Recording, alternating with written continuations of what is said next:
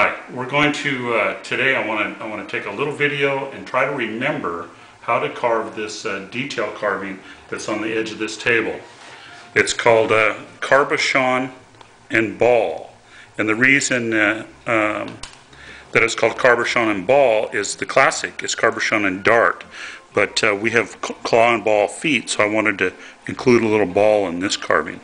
Okay, so the first things that we want to do around any carving is make sure that our tools are acceptable to the elements of the carving. So what we have is a number 7 sweep 14 millimeter gouge, and a number 520, and a number 5/8, and a 3/8 straight chisel. We're also using 3 different sets of dividers. If you come back up to here, I'll show you where the dividers work. This one here is for where the carbouchon ends. This one here is for where the wings of the carbouchon end. And this one here is center to center of each pattern repeat. So we got those 3. And another important tool is our handy mallet. Okay, so now this one here, what I've got left in this tabletop, all that's left are these 2 sides of these 2 balls. So what I'd like to do is just show you how we do that. We start with the number 5/8. You start here, eyeball it, 2 pounds. 1, 2, up 3. All right. Here, same thing. Have the carving so that you're looking at the good side. Don't work from this side. This is the waste side. So be on the good side of the carving. Now next we do our number 520, and we start right here at the corner of that cut, and we steer it. We tap, tap, tap, and steer it down to where we point right into the corner of the detail right there. And that, we're going to use that point here in a minute, that little mark we just made. And then tap, tap, tap, and steer down and make just a little divot right there. See that? Then we do the same thing over here. Tap in and steer that edge of the gouge right down to there. And that does several things for us. It controls the depth of our cut, and also in a minute we're going to use that mark again. Okay? Now our 3/8 gouge, and granted we're working straight end grain in this Clairol walnut, so this is not the easiest part of this. Take your 3/8 straight, and what that does is you're just clipping away the edge, the top edge of that ball.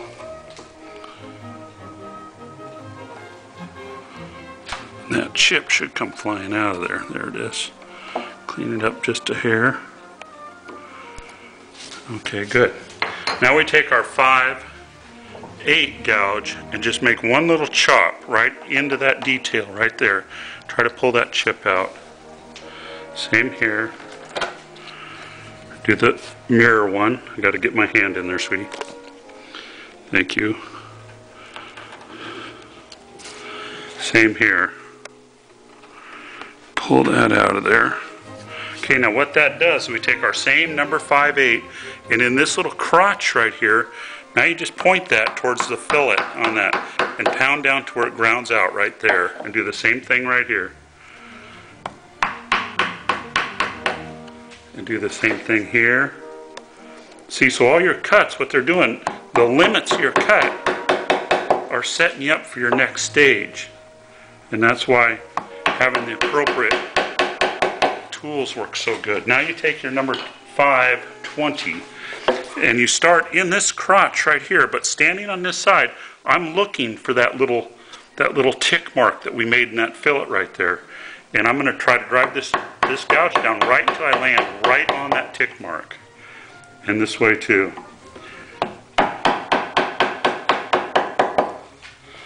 And these 2 as well.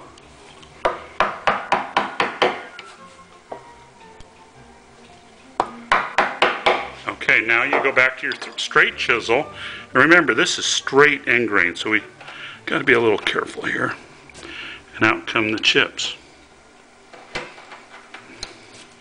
And granted, I've been carving with these tools all day, so they're probably ready to be tuned up. Now here the grain is pretty awful, so I'm going to have to climb at it this way.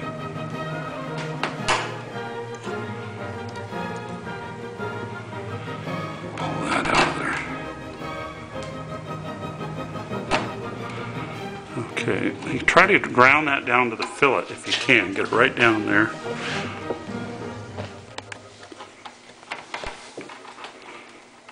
There it is. Then we got these two. They're looking good. Now you go back to your number 5, 8, and this becomes a ball.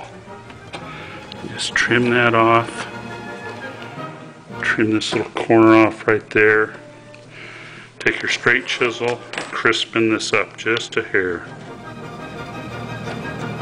That completes that cut.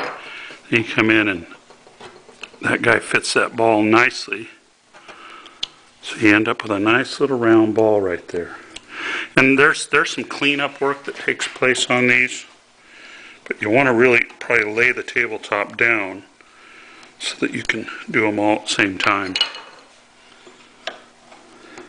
But this gets the rough design in. And that's it. Thank you.